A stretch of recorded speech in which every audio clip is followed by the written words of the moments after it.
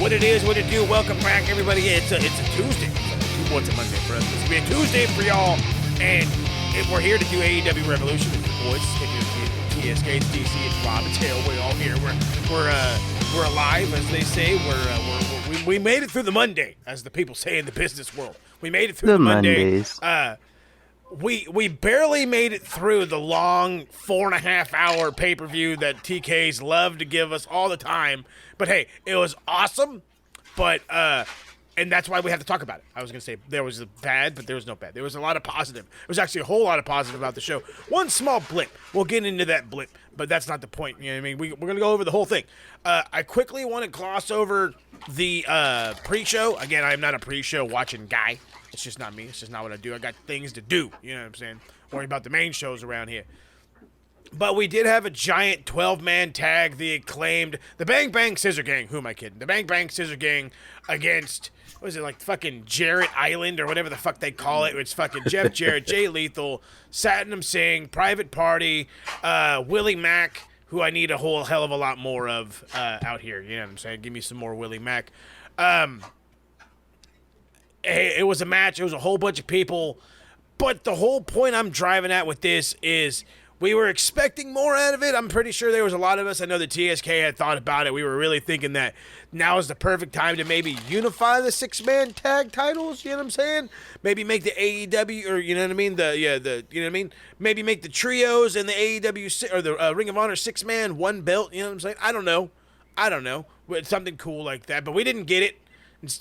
But JY did tease something for big business, which is this Wednesday? Next Wednesday? I want to say this coming Wednesday. I want to say it's the... Is it next Wednesday? Okay, cool. It's a Wednesday. Yeah, That's the all you need to 13th. know. It's a Wednesday. It's not That's not all next that matters Wednesday, right now. but it's a Wednesday. There it is. You know, we're obviously awaiting the arrival of Mercedes Moné. That's a whole different topic for a different day. But I am curious to see where we go with the Jay White Bang Bang Scissor Gang and the whole shabiggity bang. You know what I mean? He's wrestling Darby on that day. They're advertising a match against Darby, and as we know, Darby is getting ready to go climb a big ass mountain. So this guy. Yes, After fucking diving off big ass mountain. the big ass mountain. The big ass mountain. So this might be the last we see of Darby for a hot minute. And you know, Rob, to be fair, this may be the last we see of Darby ever. That's what I was just gonna say. Hopefully, it's not ever, but Everest ever. Yeah, hopefully it's not the last we see of Darby. Positivity, fellas. Positivity. What's there to say about Chris Statlander, Willow Nightingale against Julia Hart and Sky Blue? I don't know. It was a match. Something happened on Dynamite. It could have happened on Dynamite. Didn't happen. It could have happened on Collision. It probably did. But why is Julia Hart still losing? Julia Hart and Sky Blue, they have lost quite a bit. Because they could give a shit about the TBS title. It's heir apparent.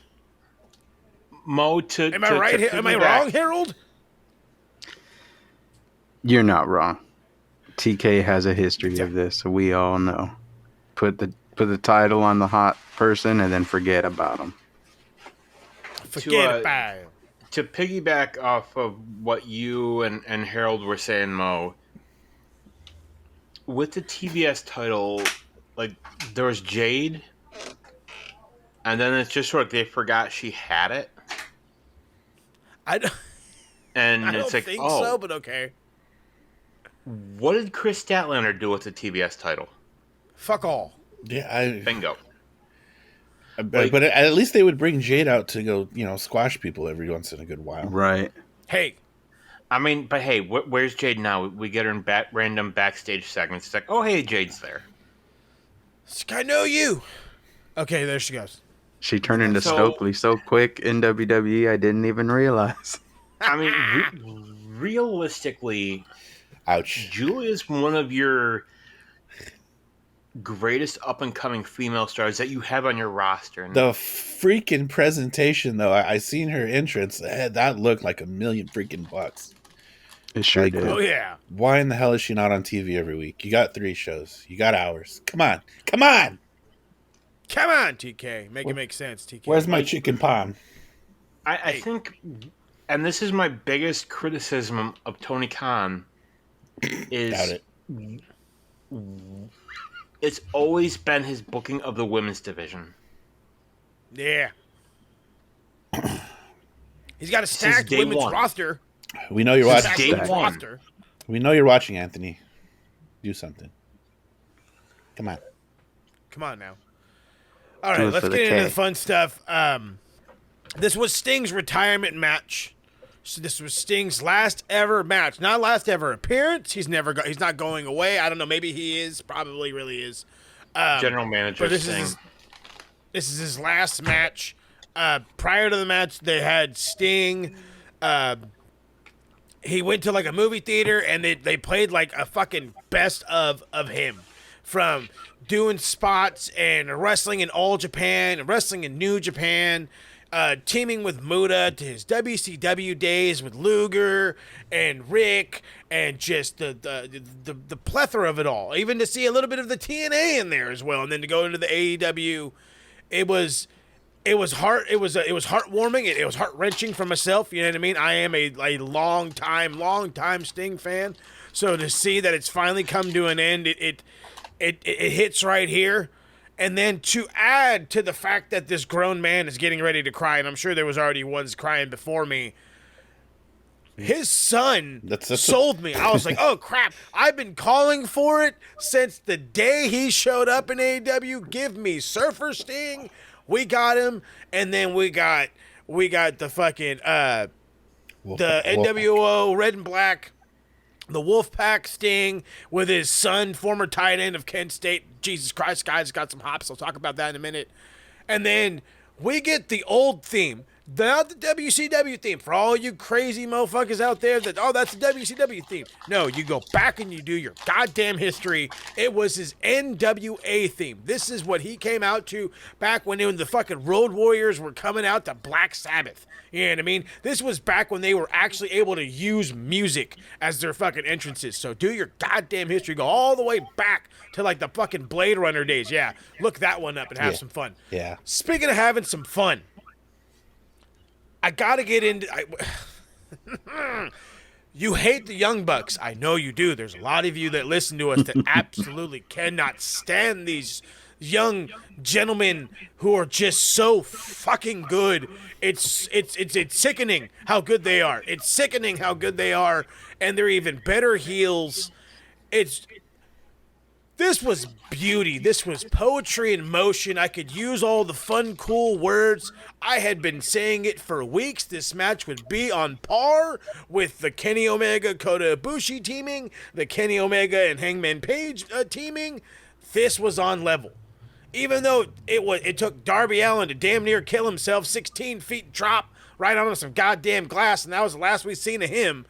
But overall, storytelling. Beautifully done storytelling by the guys that supposedly cannot tell stories. They told it beautifully. They toyed with Sting. There's no way Sting's gonna win. He's kicking out at one. Coming out of frickin' tables like he didn't do nothing. Eating super kicks for lunch, breakfast, and dinner. The man even went through a plane of glass himself, which everybody seems to not be talking about. Thank you, Rob. I appreciate you pointing that one out. The man went through pane glass as well. Not only walked away, continued to fight. Because for the majority of this match, it was 2-on-1. The Young Bucks, Nithalix and Matthew against Sting. Old man, 60-plus-year-old Sting. Oh, You know, I was in love. I would compare it to the movie Logan with Hugh Jackman. Huh. You know, that's really, Beautifully. in a way, what Beautiful. it was. It was the last ride of Sting. You know, it was the last hurrah. And to me, beyond wanting to have a great match, to me, what this was a love letter from Sting to the fans. hell yeah. And when you think, like, if AEW were to cease to be tomorrow, for this to be Sting's last match, like, I would think as a wrestler, what more could you want? I mean, there was really no better way to do it. Couldn't have done it any No. better. Yeah, I mean, it was equal parts nostalgia, equal parts high spots, pop fest. Just letting Sting have a good time. You got Ric Flair in there. You got Steamboat coming out, hitting all the P's and Q's of the nostalgia checkbook. Mhm. It is what it is. And can we just get an honorable mention to Ric Flair, a 75-year-old man taking a V trigger or The whatever super fuck it's kick. on Oh, now. the EVP Yeah. trigger. Oh, did he EVP take that? trigger? Yes. Yeah, he took the Oh, double knee shit, I don't shot. even remember that. Him was That dead. he took that. I'm surprised that Ric Flair didn't blade. Yeah, I think you were literally saying that while we were watching the show. Like, oh, watching Blade right here. And he didn't. I kind of thank God for that one because that's the last thing we think we needed right now is a Ric Flair Blade job. But still, you talked like- about the guys there at ringside. You talked about the Ricky Steamboat being the special guest ring timekeeper. You talk about Ric Flair just being there. Apparently, Lex Luger was there in the crowd. Yeah. There was David Crockett was there. There was there was a Magnum TA. Magnum TA. They showed a grip of I think people back Nikita in the Koloff day. was there too. Nikita Nikita Koloff. Koloff. Yeah, That's Nikita right. Koloff was there. And- Just the plethora of the legends Now- was astonishing. I don't know if any of you guys follow him on Instagram. The Young Bucks' dad got cut from the glass table that Sting went through. Oh wow. Oh shit. Like I think it got into his elbow, but like he got colored. Papa wow. Buck That's got cut Papa up. Buck got Was he Got sit? that Was he gratuitous. sitting in the front row or what? Yeah, Oh wow. the fortuitous. So to finish up with the match, it's Sting 2-on-1. It looks like he's gonna get hit with the newly renamed TK driver, no longer the Meltzer driver. Sorry, Uncle Dave. But that's when we get Darby coming in out of nowhere, where he's all of a sudden moving. His back was covered in blood at one point, and somehow, some way, it's a little cleaned up, not so bad. He's able to hit a coffin drop. Sting hits the Scorpion Deathlock on Matthew. Excuse me, I don't want to get sued here. And then that leads to the tap out, and the entire place erupted. 16,000 people in Greensboro, North Carolina, went absolutely nuts with one of our own TSK in the house, Kyle. That boy, the producer boy, went in there, probably lost his voice for all we frickin' know. Just a fantastic moment. I figured this was an easy, just pass it to the Bucks. You do whatever. Now, as beautiful as the moment was, because it was, and I think that's something we all have to admit, the question is where do we go from here? You know what I mean? We know that Darby is on his way to go climb that mountain, and there's nothing that's going to get in his way. So what happens to these tag belts? Do the EVPs play the biggest heel in the role and say, oh, well, you forfeited the belts? Cool, thanks, and just put them on their shoulders? Do we have a random fucking scramble tag? Do we have a fucking tournament? What do we do with these tag belts? Tony actually announced during the media scrum that there's going to be a tournament. So Hey, what do you know? we got our answer. And that's why we do. That's why I should say we probably should start watching the media scrum, or at least I should. But then there we go. So we have a tournament. So who should be in the tournament is the question. Does the Bang Bang Scissor Gang break up? Do part of them join the tournament? Do the EVPs force their way in, or probably a bye as well? I kind of think this is the perfect time to reestablish the tag division because we had a very solid tag division starting, and it seemed to kind of flounder a bit once the trios titles got introduced, and now that the trios titles are kind of doing what they're doing, Whatever they're doing. yeah, whatever they're doing, we've got this opportunity. Floundering. Yeah, I mean floundering. I wasn't going to say it because I had already said it. You're only allowed one flounder a sentence, so use this opportunity to reestablish the tag division. Let's get the Lucha Brothers back. Mox and Claudio are looking good right now. Or hear me out. Nick Wayne and Killshot or kill switch, whatever the fuck you want to call it. No thanks. Would it surprise you if Not he ready did it? yet. Not ready for that one yet. I mean, It would not. It wouldn't surprise me, but who's losing a spot to get those guys a spot? Like, are the best friends not going to get a shot? Like that disappoints me if the best friends don't get a shot, but these Bookhausen nerds again? do. You know what I mean? I mean, that a thing again? Trent and Chucky definitely need to get. Where in the F is Stu Grayson? God, Hey, I was going to say Stuck for a in dude Canada. who wasn't signed, who's had appearances, whatever his fucking deal is, get this guy signed. Grayson, fucking signed. he's back. He's officially all elite. We seen him do that Oh. stuff with the Righteous, and then he disappeared. So my Stop guess, hating around catering. Messi's maybe he's stuck in Canada. Goddamn Canadian. It happens to the best of us. It do be like that. So It's the Hortons. That's what I hear. Hey, it's the coffee. It's the Hortons. All right. Well, let's Thought it get was into the the actual top of the show since we already hit with the main event, which again was a fucking killer main event. I don't care what anybody says. Killer main event. Go love you a Young Bucks match, and if not, well then take a cold shower and get over yourself. Hey. Christian Cage defending the TNT title against Danny Garcia, and I thought this was a perfect time. A perfect time to crown the kid. Give this kid a belt because he was an excellent pure champion when he had it. He can garner numbers. He can go. You know what I mean? He's got the catchy dance. I'm not going to do the dance. He got the catchy dance. You know, why wouldn't you? Why wouldn't you? But they didn't. They didn't. And I think because TK is absolutely stuck on the idea of Adam Copeland having to win this title. Now, it was announced that this guy's hurt.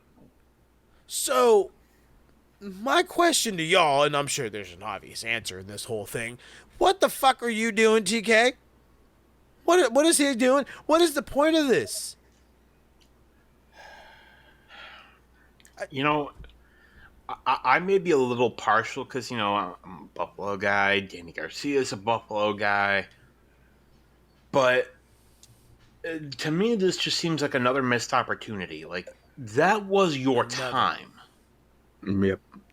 Like, that was the time to do it. I mean, I think realistically, you know, we're probably going to get Adam Copeland getting the title again. That or Nick Wayne or Kill Switch or whatever you want to call him. It's going to be one of those three people. But to me, the TNT title was always like, the TNT title is to AEW what the Intercontinental title used to be to WWE back in the day. It was always like the step up. Like when Bret Hart won the IC title years ago. Like, you knew, okay, he's going to be, you know, eventually going to be a world champion. Yeah. And, like, how many more years does Christian have? I mean, don't get me wrong. I like what he's doing, but this was a good opportunity. And now, where does Danny Garcia go from here? Back to catering? no. It's crazy because I was thinking about this last night.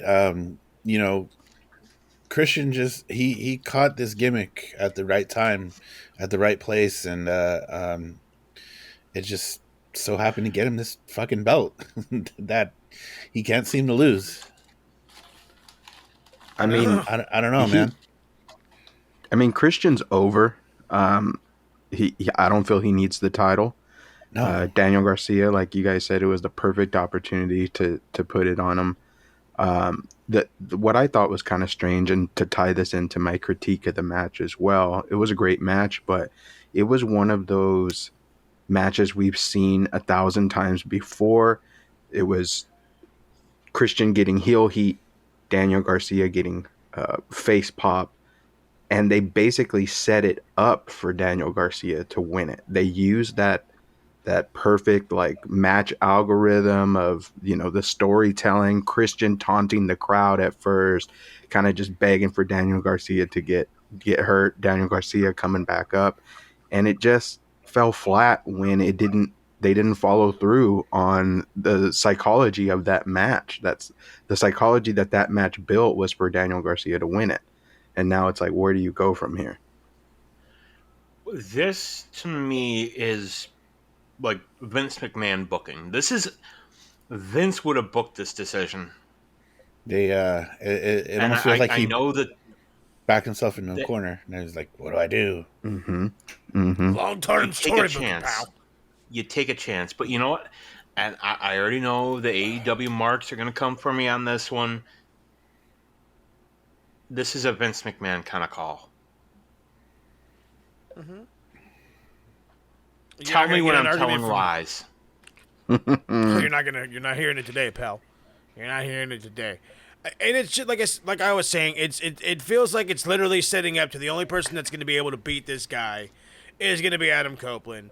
I don't know how long that he really has. I don't know if that's even worth it at this point to continue to drag it out for this. You might as well strip him of the belt and have a second tournament for the TNT title. You might as well, because that's going to be your better bet. You know Tony likes tournaments. Yeah, he does. And announcements. And not just any announcements. Huge. And cocaine. What did he say? Huge. And the cocaine. Don't forget the cocaine. the All the cocaine. cocaine. Thunder Snow. I'm not gonna lie. I'm pretty sure Eddie has done some back in the day. So Eddie Kingston, Bryan Danielson, Continental Crown. This is not the match I expected, but I will never give it back. I will never give this back. This was another absolute beauty for you nerds out there that are going to say this was New Japan based. You go back and you do your history. This was an All Japan match. Understand the difference. New Japan is a strong style hitting. Watch us do combat based of entertainment. All Japan is very much still pro wrestling, still dramatics, very much big moves. The big moves matter, even though the big moves could be something as simple as a suplex. It was about the dramatics of said big moves, and that's exactly what happened in this match. It started out as it was mat-based. I thought I was rewatching Zack Sabre Jr. and Bryan Danielson for a minute, and then I thought to myself, Eddie Kingston could grapple? Yeah. Eddie Kingston could grapple. Hey, what do you know? Eddie Kingston does BJJ. I don't know if you knew that. I'm slowly learning everybody's gotten into the jiu-jitsu realm. I thought it was only the cool kids, but apparently everybody does it now. No, it's for all of us. You know, fat dudes. This quality of match, you expect this out of Bryan Danielson. You do not expect this kind of match out of an Eddie Kingston. I do. Not to this magnitude. No. Not to this magnitude. I always expect really good matches out of Eddie, but not one that, again, I was teetering on that line of the 5-star and the drop-offs of Harold. Jesus. You know what I mean? I was teetering just like his internet teeters. Oh, God, I have to do it. I had to crack the jokes. He's going to jump back in a minute.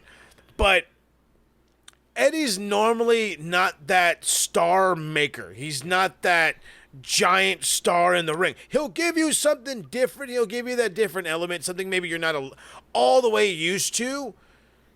And in this one, the mesh was so good.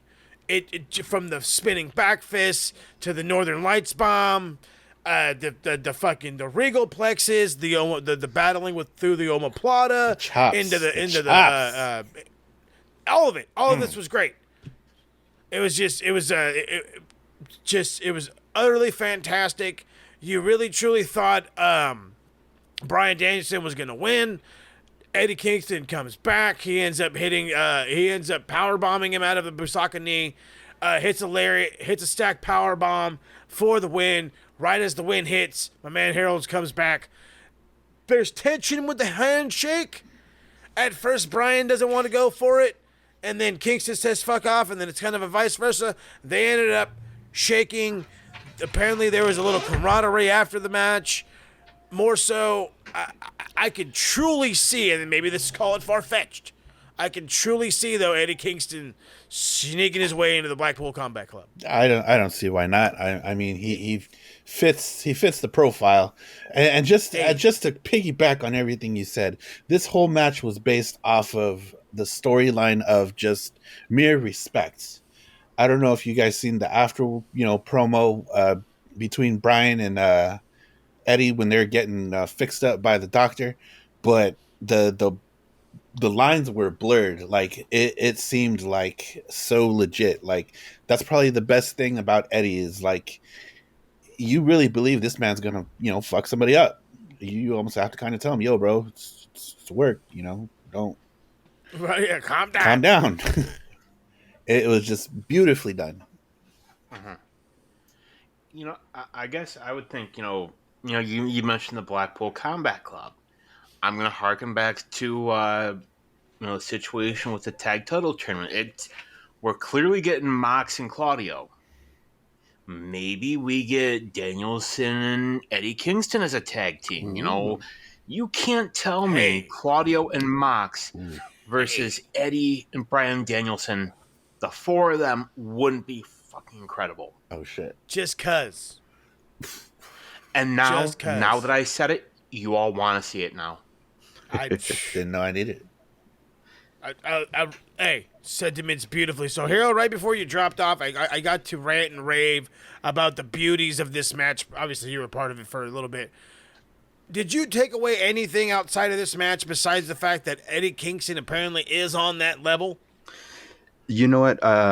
I felt similar feelings for this match as I did with Christian and Garcia, where I felt like it was a match I had seen before, but in the All Japan style. It felt like an homage to some of the biggest All Japan clashes. And Eddie loved that. Danielson loved that. And I think that's really what connected these guys together at this point in their careers, where they really were kind of on different pages this whole time. I felt like the match was like the Christian and Garcia match, but actually delivered. We had the ending that everybody wanted to see. Some people weren't expecting Eddie to win it, which made it great. It could have gone either way. Like you were saying, Mo, the moves in this match just it mattered. It wasn't just strike, strike, strike, combat. It was struggle. It was passion. It was dramatic. It had everything that you would want from an actual pro wrestling match and storytelling. Like it was the perfect combination of both. I don't think two guys could have done it any better than Eddie and Danielson, especially with the two different backgrounds that they have. It clicked. It was great. My final thought with this match is, Eddie 3 belts. He needs one more. Hey. Put the goddamn world title on him. I mean, I want it. He's pretty much there. He's pretty much there. But I do, and I don't mean to overgloss Eddie right now, but I have to ask about Brian, because Brian is Brian. Brian Danielson was one of the biggest names when we signed him to AEW. He's still today one of the biggest names in pro wrestling. He has still yet to win a single championship under the tutelage, if you will, not tutelage, but under the watchful eye of Tony Khan. If and when is this going to happen? Huh? Does he need to? That's exactly what I was getting at. Is Brian not? He doesn't need a belt. It's not a big deal. Does he need something just to solidify the fact that he is who he is? What are your guys' thoughts on this one? To me, it's you got to give him something, whether it be the TNT, the Continental, a quick win with the world title, whatever have you. It needs to happen. Brian Danielson needs a little bit of gold around his waist, some silverware as we call it in the UK. Yeah, I mean, I don't think he needs it, but I mean, to your point, it's fucking Brian Danielson, Right? You give that man something. Something. I mean, if he's the one to take it off of Christian, I wouldn't be mad about that. That would be a fantastic match too. Because Danielson has a dead dad too. Yeah, I was gonna say I think he has a dead dad too. So. I was just gonna say he's writing it now. Christian listens. He's writing this down. Brian Sin's dead dad. There it is. Let me Lord have mercy. piggyback something All right, real quick to what you guys were go ahead. saying with the tag team thing with Please. Danielson and Eddie. Kingston. You also could easy put Eddie and Daniel Garcia together. They could have some kind of connection over the grappling, the New York background. But then, you can even have a rift between them, cause them to lose the tag title shots, and end up starting a feud of their own. I kind of like that. That's another one I could totally get behind. And that was my first connection, was the New York thing. They're both a couple of New Yorkers. So, you always got to go with that one. Hey, how you doing? Chicken pie. All-Star Scramble.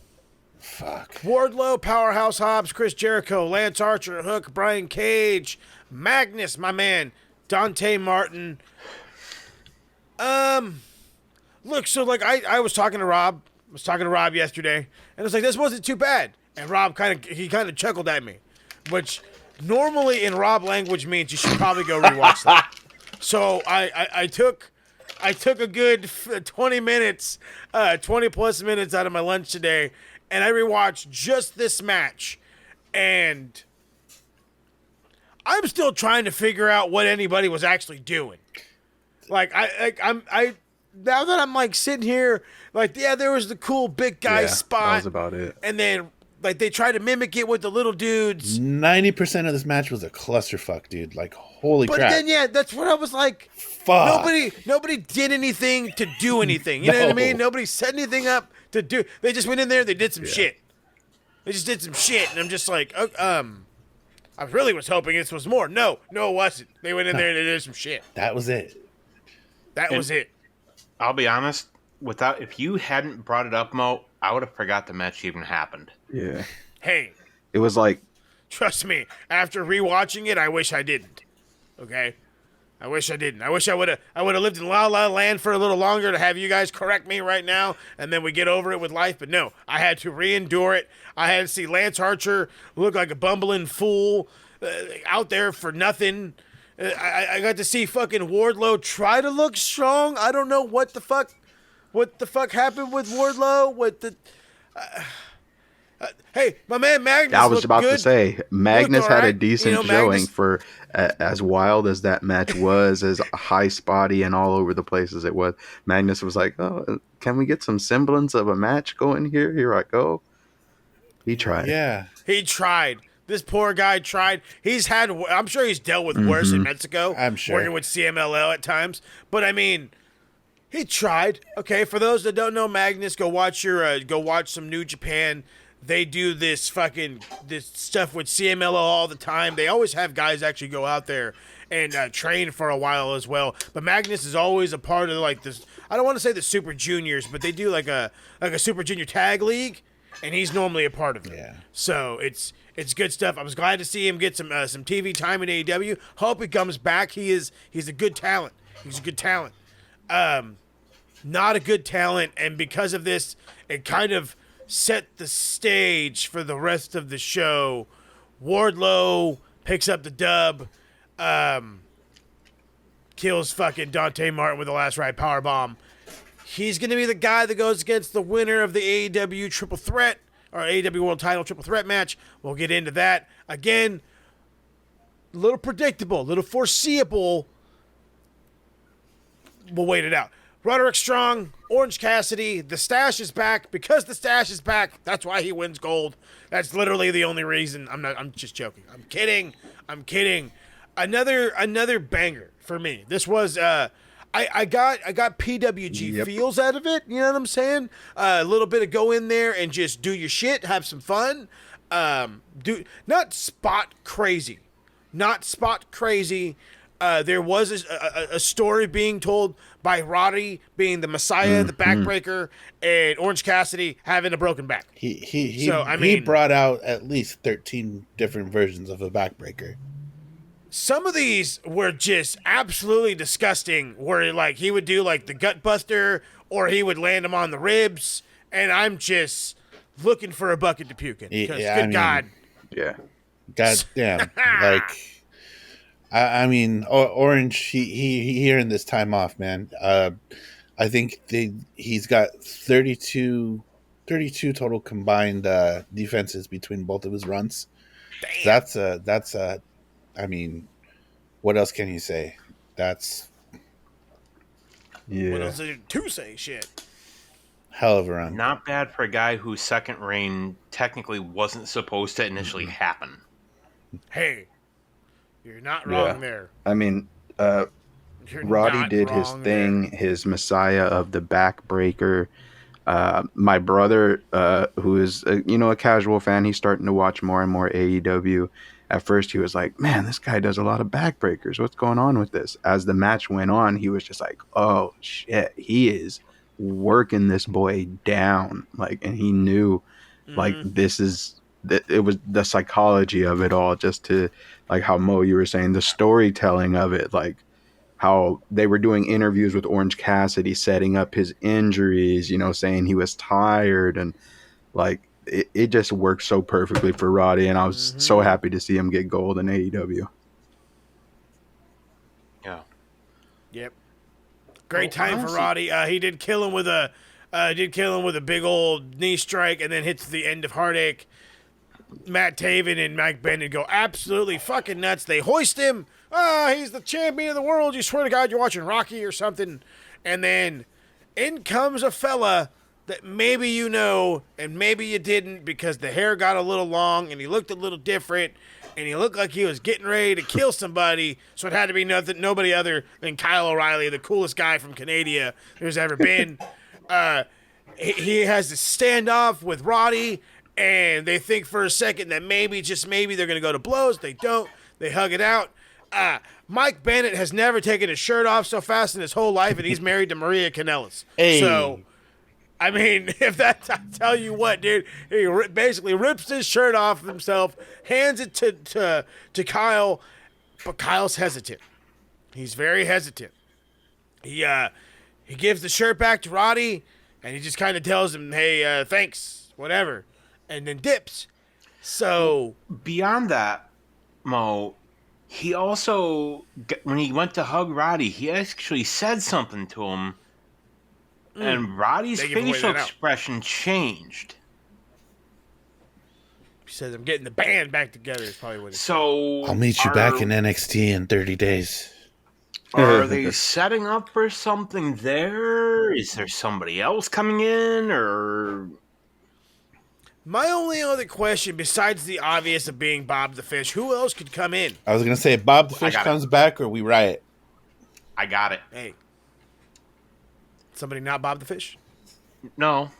And I like Bob the Fish. Hey, pretty luck. He just looks weird being bald, that's all. Yeah, that's different. He looks like Mike Bennett. Roddy is sided with Adam Cole.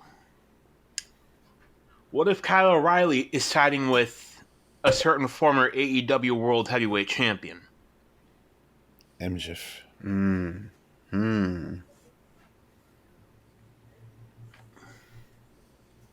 Maybe Okay. Kyle and Max are, Oh, Max. Oh, hey, I didn't even think of that. because what if Kyle is saying, hey, MJF sent me. Max is coming back?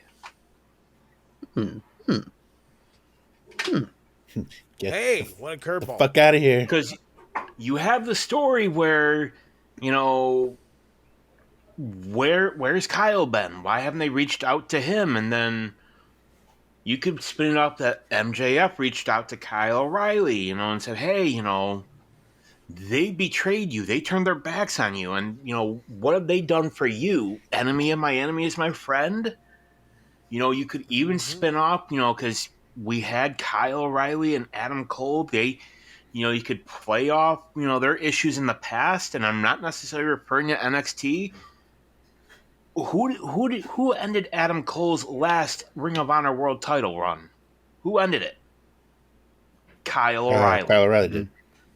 That's right. Storylines, people. Story. The deep storylines. I like that. very deep. I like that a lot. There's a lot you can play with it. Hey whole lot Tony, you can play with it. hire me. I'm about to say, I was like, Hi, we there, are boy. ready to be I'll hired work for. whenever you do. I will work for cheap. Hi, that boy. So, as beautifully as I've said earlier, like this was all about not necessarily all about Sting, but Sting being the retirement and the glimpse into the wonder years of the '80s and wrestling back in the day.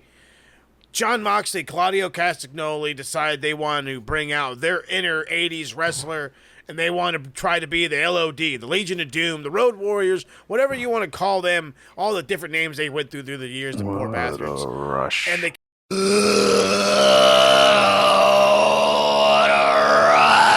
came out with the spiky shoulders. That's right. What a rush. Gotta love it. So, I mean, it was like the Legion of Doom to the Brainbusters. Tully and Arn. You know? So, it's again, an 80s clash, early 90s clash, however you want to consider it. And this was another just showing of pure talent. Showing just how good of a team FTR are. Double R. And just how well fucking Mox and Claudio can work with anybody. Maybe it was just an old school feel of it. Maybe it was just it's so easy that it just meshed super well together. I can't put my finger on it per se. This one flowed. It flowed super well. FTR looked like a cohesive unit. Claudio and Mox looked like a cohesive unit. I was in my time machine. Me and Doc Brown went back to '88 and enjoyed a fucking NWA show. Yep. This was awesome. Yeah, it was a nice change of pace from the rest of the matches we had seen already. It, like you said, had that retro vibe to it. Each match had its own identity. It feels like in this pay-per-view, on top of them being top-notch matches. Yeah, I mean, it was just, I don't know what else to say about it that you couldn't obviously expect from these two teams other than them working so cohesive as they have the past few weeks. It was a great watch. It's really kind of a surprise for FTR to take the loss though in their home. Well, yeah, I it was think a bit weird. If I can piggyback kind of off, kind of what Harold was saying, we all know how good FTR is. They made Mox and Claudio look like they've been working together for ages. Like Mox and Claudio have been teaming for, forever. Absolutely. And Rob, to go off what you said, with FTR losing, it's Cash. We don't know what's going on with his stuff. How much longer he's going to be around. So I'm thinking long term, honestly, with the tag titles now being vacant, I think a strong case could be made for putting them on Mox and Claudio. They're a draw.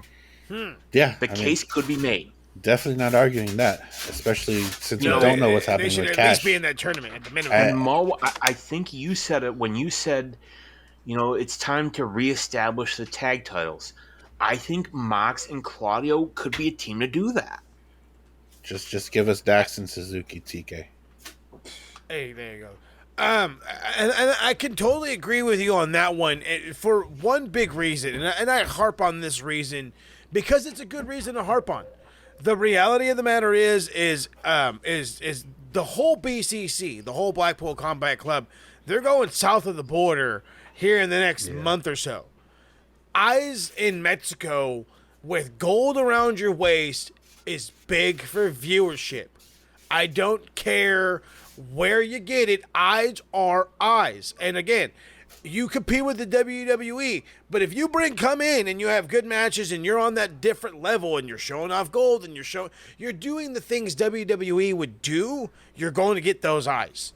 And that is a big market that will gladly take to AEW because of guys like a Kenny Omega, because of guys like the Lucha Brothers, and I was going to say Andrade, but I didn't want to catch myself on that one because he ain't there no more. But You know, there's Roosh in them. You know, there's a lot of guys that people from Mexico that can get behind. But that's definitely one I could absolutely see Claudio and Mox winning the belts, if not at least being a part of that tournament, which they should be at the fucking minimum. But you guys are right. It was a little odd that they picked up the dub. I don't think FTR really get hindered from it necessarily. FTR is FTR. They'll always be over. I mean, they'll always They're not be gender. No, definitely exactly. not gender. They're not gender. They will not be hindered. They are always the top guys. Ouch. They're always the top guys. But it's, you know, they'll be the top guys some other day. So we'll see where that one goes. This one I'm a little indifferent on. I didn't hate it. I didn't love it. But let's jump into it. Timeless Toni Storm, Deonna Purrazzo, AEW Women's Title match. What's homegirl's name right here? Maria May comes out, old school Toni Storm. I popped. I was like, uh-oh, we're about to get a banger. Or it's about to bang on. No, Toni played you all, including myself, because she is the greatest actor in all of Hollywood. Hell, she's hanging out behind Rob right now, for crying out loud. And I mean, that's how good of an actress she is. You know what I'm saying? And this is where I kind of was like indifferent because, again, maybe it's just because I see these ladies and the brain says don't worry about gimmicks. It's still Toni Storm and Deonna Purrazzo. Yet it wasn't, and that's kind of where I'm stuck. It had its mat wrestling moments. It had its moments of Toni Storm looking like old Toni Storm, but it still played up to Timeless Toni Storm, the black and white old school, do the old school 40s 50s moves. Deonna looking like she's the greatest technical thing since fucking Kurt Angle, because she is. I mean it. And then this is another one where you scratch your head and say, I know Tony's over, but why didn't Deonna win? I'll tell you why. Mercedes Moné. That's why. But that's a dumb reason. But you know I'm right. But that's a dumb reason. It is, but you know I'm right. Because that's the same reason that we're gonna deal with the world title match. That's because we'd rather tell you this story than the obvious story. Which again, you say Mercedes Moné, you're gonna tell me Mercedes Moné and the newly crowned AEW Women's Champion Deonna Purrazzo isn't gonna sell? That's not gonna sell out a pay-per-view? Oh, it would. That's not gonna sell out an arena. But this is not what Tony Khan wants. Tony Khan doesn't know what he wants half the time, okay? Let's be honest. I'm going to say this, and this, again, my biggest criticism of AEW since day one has been his booking of the women's division. You have some of the greatest women's wrestlers in the industry. Period. On your roster. And just like with Daniel Garcia versus Christian Cage, the wrong person won. Yep. Toni Storm is incredible. Doesn't need the title at this point. She doesn't. And realistically, Deonna could have done so much with it. Hell, you could have had it be a short reign and then she gets it back. But what's going to happen? When's the next pay-per-view? It's what, May, right? Yep. Double or nothing. Yep. Or actually, Dynasty. Guarantee you, it is going to be Mercedes Moné versus Toni Storm. Mercedes is going to get it. Yeah, the end of middle April or something like that. Yeah. And you know what's going to happen? Probably not wrong. Guarantee you, fans are immediately going to turn. It's going to be the same thing all over again. Yeah. CM Punk Part 2. And the fans will immediately start booing Mercedes Moné. Guarantee. And to say it again, tell me when I'm telling lies. It is very possible. Harold, you please try to enlighten me on why we couldn't have just done Deonna Purrazzo against Mercedes Moné. There is no good answer for that. That would have been a great match. I highly doubt. I mean, I understand. I was going to say, I highly doubt the Mercedes Moné asked for Toni Storm specifically. I think she just either wants the title or wants the money or both. Um, yeah, I don't know Probably what's going both. on in TK's head. Both. Maybe he just assumes because Tony Storm is more over, he's just going to go with who's pushing more merch at this point.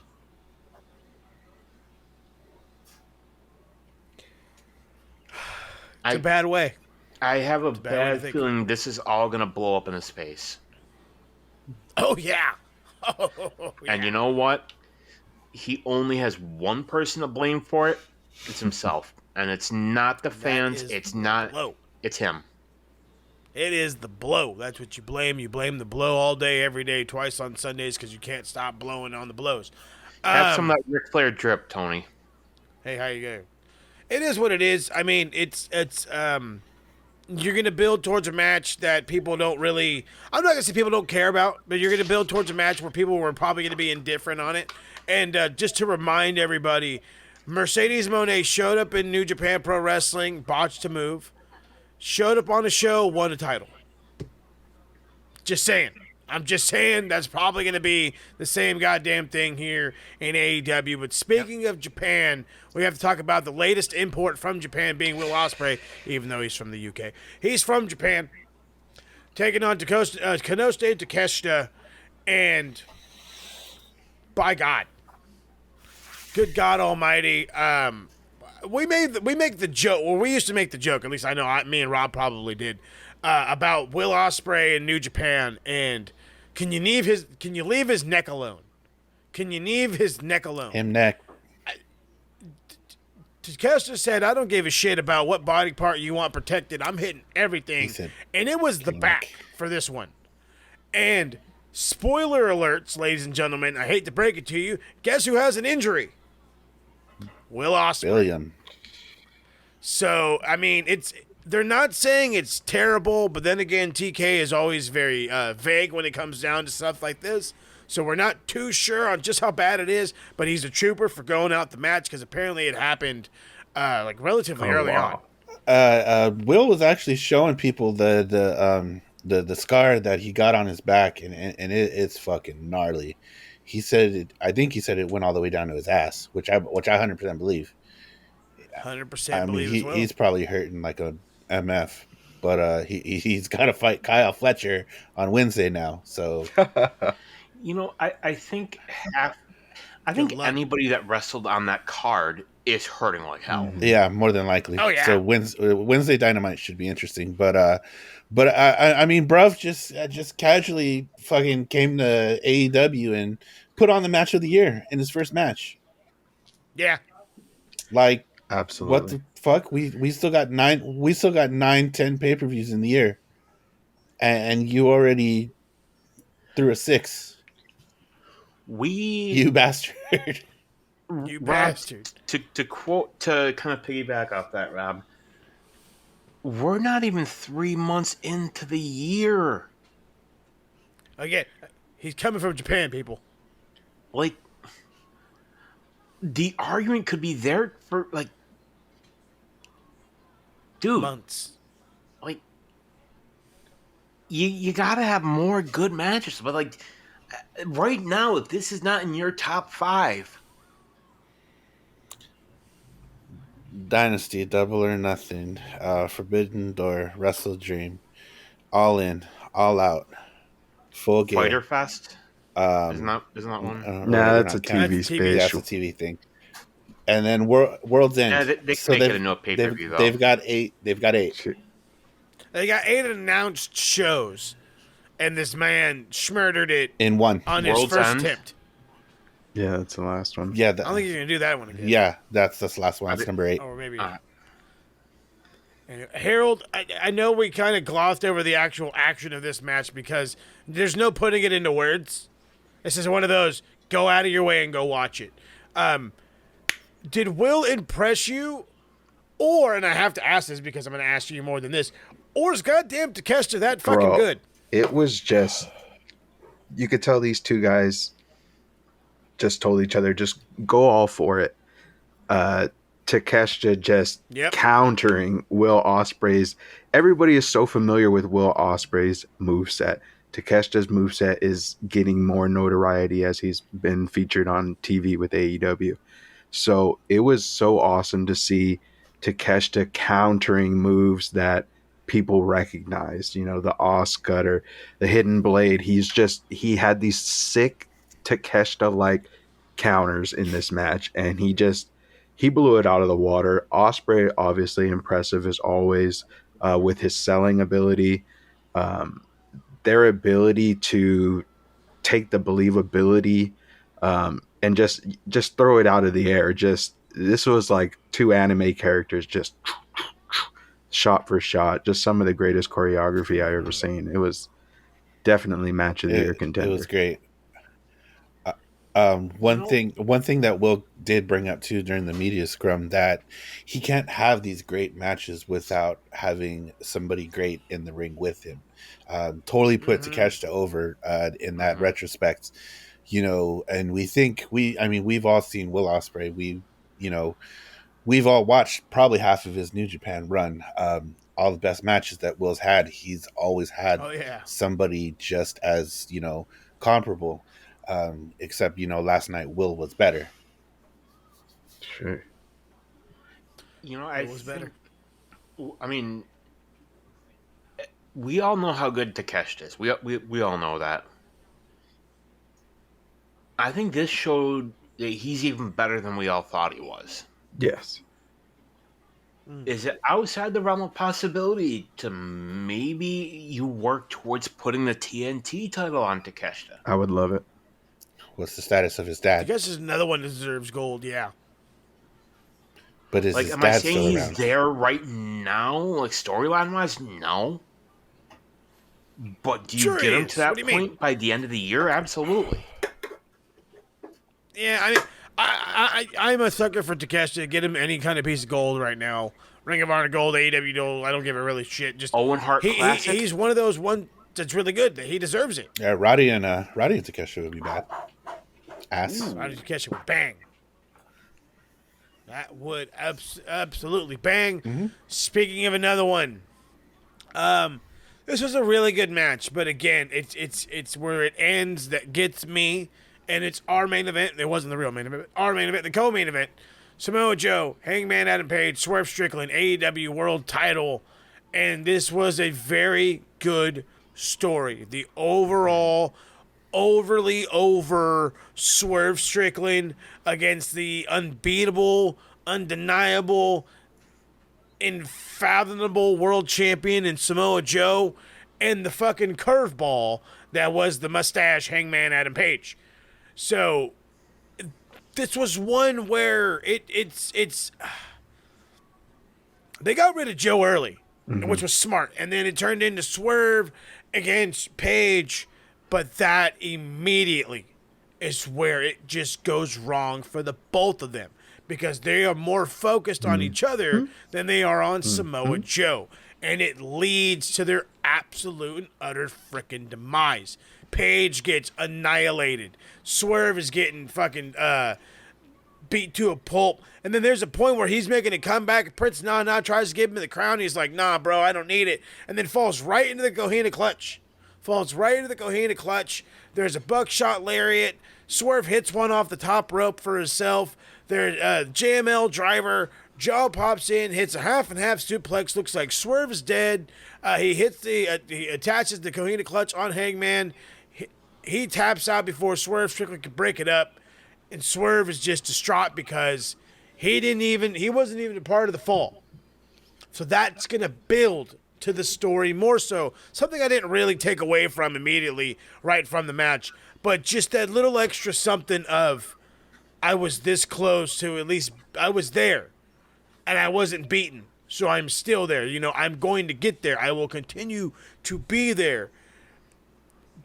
But with Joe winning and earlier in the night Wardlow winning, I felt, and maybe this is just a foreseeable weird thing, I don't know. We've had more than about a handful at this point. About a handful of chances for the man they call Wardlow. And every single one of them, they've tried to push him like Goldberg. Remember, you can't do Goldberg. And then he makes him human. You make him squash dude, squash dude, squash dude, squash dude, squash dude. Oh, wait. Real person with a name? You lose. Real person with a background? You lose. Opportunity to win a belt? You lose. So now we're here. Now he's got a ultimate shot in the United Kingdom behind him against Samoa Joe at whatever point may it be, whether it be Dynasty or some other pay-per-view. I really truly feel we are on the inevitable road of Wardlow winning the AEW Championship for the sake of Wardlow winning the AEW Championship. There is no rhyme or reason for it. It's a, hey, big strong man, you want a belt? Sure, boss. And that's where we're at. I'm not sold on that. I mean, you're gonna so then hold on. Let me. I don't mean to cut you off because I know you already got something that's more intelligent than this right now. Let me flip it on you. So say Ward. I know. Hey, watch it. So hey, let's say Wardlow doesn't win. So you build this motherfucker up again for what? For what? To waste our time Again? Because I don't like my time wasted. I'll tell you what you do. You have it look like Wardlow's got it won. He's powerbombed Joe 55,000 fucking times. Doesn't fucking matter. Right as the referee, we'll say Aubrey. We'll use her as an example. She goes to count 1, 2. Right as the hand is coming down for the third and final time, lights go out. Lights come back up. Who's standing on the other side of Wardlow? Who's got a bigger axe to grind with Wardlow than anybody else right now? Max. Bingo.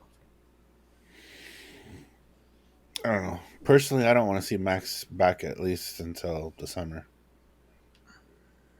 Yeah, I come back in like May or June. Or do you have it lead to that? Yeah, I mean, because you can build a story there. You know. I'm going to reiterate what I said earlier. I really think Kyle O'Reilly is going to be aligned with MJF. It's possible. I don't hate it. I don't think it doesn't fit. I think it fits well. But I think regardless, we end up going down the road of Wardlow being our AEW World Champion. Just for the hell of it. That's I think that's the problem there. Like, if you're gonna put the belt on this dude, which by no means I've got no problem with, build him a bit. I do. Like, thank you. I mean, I don't have a problem. I'm just with Rob. You can't fail with him 3 times and then just expect us to be like, he finally did it. No, it doesn't work like that. No, this isn't Rudy. I'm gonna say this for the third match. I'm gonna call him Rudy now. Rudy Wardlow. Wrong fucking person won. It was a few like that tonight. Oh shit! Because I agree with you. They're gonna give it to Wardlow. But then, what does that do to Swerve? Does it push him down the card? Swerve is your number 1 right now. The crowd was hot for him. They were hot for him. They were hot for Prince Nana. I don't get it. Well, fuck it, Harold. Harold, you tell me. You tell me, Harold. If we could do anything with Swerve after right now, that's going to allow him to plateau at the top, if not regarner any kind of lost momentum. What is it he can do? I think the best thing you could do right now, probably have Swerve challenge Joe to a rubber match on Dynamite. Have him win it right off the bat. And then set up Wardlow versus Swerve for the next pay-per-view. I think that's the shock that Swerve would need. I think Swerve at this point, I think is damaged. Like at this point, he hasn't gotten the title. Like DC said, he's as hot as he can get right now. Nana's as hot as he can get right now. Pull the trigger. This is another thing that TK has a bad history of, is waiting too long to pull the trigger on people he should have pulled the trigger on. Wardlow being another one. If this is going to lead to another Hangman versus Swerve, we need to axe that shit right now, because they're not going to top their last match. No. You're not going to do any better. From what I understand, Hangman's out at this point, right? Like he's taking time off. To my knowledge, yeah, there's personal reasons he's going to be going away. Okay, so good. We don't get that then. You know, I was Swerve is to AEW is AEW's LA Knight. Yeah. Where they fuck it up, they had the perfect opportunity. More than once. You had the perfect opportunity to put the gold on them. And you drop the ball. It as much as it is disappointing, we're going to continue to build Swerve. I don't think he's going to lose too much momentum. I do think he is a little lost in the orbit. I do think he's lost in translation, as Harold says beautifully. He's just kind of there. Yeah, he's still over. The dance is over. Nana's over. You know, the song, all whatever. He can hopefully rekindle a top spot and go from there. I really, truly, my whole problem with him challenging Joe to a rubber match and winning is, again, you're building Wardlow to lose. Yeah. And if you're going to build that, there's a fucking 100 guys in the back right now that you could do the same shit to that would come out better than Wardlow. There's a corner that we've booked ourselves into yet again. Hey. But just like Harold said, the TK's got a history of this. Like, we can pick apart the last 5 years and how many people should have been champion already, but he didn't do it. Yeah, prolonging the inevitable, as they should say. So, I mean, we could keep going all day long, but we got a little bit over an hour. We gave you the whole breakdown of this 4+ hour show. Probably one of the best shows of the year, I will admit that. But yeah, you have to. I don't want to say it with an asterisk, or it has an asterisk next to its name, but I would just say, like, yeah, really good show. In the comment section, a bunch of guys won that shouldn't have.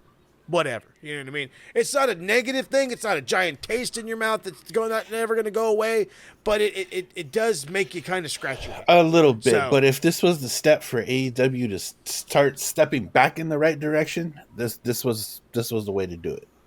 Yeah, very much. Bingo. This was the way to do it. I will say it was probably one of their better pay-per-views in a long time. I say top 5 pay-per-view.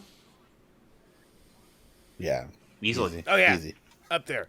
For sure. So, with that, before let us get out of here, I do got one more question to ask y'all. It looks like TK very much wants to do monthly pay-per-views. Probably every 4 to 6 weeks. Is this going to hinder the AEW product? Is this going to help the AEW product? It's going to fucking hinder our pockets. Yeah. It's definitely going to hinder our pockets. I was going to say, and if this actually happens, should the cost of the pay-per-views go down, or should whatever AEW network there is should kick the fuck off yes already? And yes. I think what you do is, and the easiest thing to do, put it on the Max app. Yep. They already have live shit. If Peacock can figure it out for the WWE PLEs, and Max can have boxing and shit on there, it would be so much easier than building an app. I mean, I remember when the WWE Network first launched, that thing was glitchy as hell for the first couple months. Put it on Max. Easy. No. I got a better one. I'll top you one. Amazon Prime. That's not I could see that. As we mentioned one of our last shows, and I think I was the one that said it. with WWE being on Netflix, this is a brave new world we're in, guys. Yes, sir. Now, Yes, sir, as indeed. as So, all as right. far as having them do a pay-per-view every month, I think this is probably the best idea for them. What's the number one complaint that some of us have, and probably most of the IWC has, that they can't build stories. This doesn't give them a 4-month gap to build a story. Now it gives them 4 weeks. Yeah, I mean, I think they could do better than WWE does every 4 weeks. So, I'm excited for it. I'm not excited for how much it's going to cost me, but hey, that's what the Venmo is for, right, boys? God damn it! So The anyway, TSK is going to make it work. that's right. We will always make it work because that's how we do. That's how we have to do. It's how we have to do. It's how we live, boys. It's how we live. So what's it? That's it. That's it for us. We banged out the whole, like I said, whole 4+ half hour show. Awesome shit. But before we get out of here, let's talk about the plugs. I know the boys. I know Rob and DC have already dropped some stuff. I just seen Harold drop one too, so we're gonna get into all of this. I want to start with Harold. I seen a breakfast burrito. Yes, sir. Saw a breakfast burrito. What's the haps That on the two sweet that click gravy adventures? dip though. Whew. Bro, Hey. we checked out Egg Bread in La Habra breakfast joint. They had one of the best breakfast burritos I've ever had. It was a chili con carne breakfast burrito. It was ribeye steak. It was chorizo chili. It had potatoes. It had cheese. Oh, and a green salsa that it paired with it. One of the best I ever had. Speaking of the gravy dunk, we had the fried chicken and egg sandwich. Dipped it in some gravy. You know what it is. Two sweet click adventures if you like food. LA events. Check it out. All over LA, Yeah. Orange County. Two Sweet Click Adventures. Instagram, YouTube. Yeah. Do it. Go check it out right now. You have to check it out. This place in La Habra just might get another customer. I tell you what, whenever these days I go out to LA. Rob, I just seen it. I just saw it. I swear to you, I saw it. Deep into the heart of wrestling, Mike Larkin, Rob Davis, and Nicola McDonald That's right. constantly dropping quality stuff. What was the last one you guys dropped? So we actually dropped in a Revolution prediction show. That was actually a couple Hey. of days ago.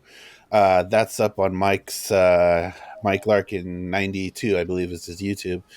Go check it out there. I actually put my man onto some reels on the Opus AI. So Opus. so you'll be seeing those faces along with these faces a lot more on across the social media nice. platforms. If you want to see a little All more of this faces. face, Linktree/hey it's Rob. Come say what's up. Come say what's up. Rob's all over the place right now. Speaking of being all over the place, my man Paul Morales, my man the Undertaker of the old RW of the RWT group, he's also doing shit with Mike Larkin. But so is DC, and you still have your own thing happening too. The pile driver pundit. I almost fucked the whole shit up. What's the haps? When's the new one dropping? New one should be dropping maybe late tomorrow, maybe Wednesday. As you all know, I'm in the process of doing the housing. That's been a big cluster. Hey, But I have the new one is going to be a review of WWE 2K24, which should be dropping within the next half hour. It's 11:30 here East Coast. So, you know what? If it's good, I'll tell you. If it's not, I'll tell you. Hey. Either way, he's gonna tell you. Expectations are DC. very high. that's right. Hey, trust me. From what I've heard, the expectations are high for me as well. And I have not truly played a WWE game since probably 21, if not sooner. Put it this way, they're higher than Willie Nelson. Hey, that's pretty How high. you doing? That's how you talking about. They are up there in the expectation land. Speaking of stuff up in the lands of all the fun stuff, you're right here on the YouTube Max Wrestling page. YouTube's Max Wrestling page. Vice versa, Max Wrestling's YouTube page. There we go. Right now, double champ, one half of the Max Wrestling Tag Team Champs. Your third time Max Wrestling Television Champion, because I fucking fuck with the loopholes. Don't trip, tater chip.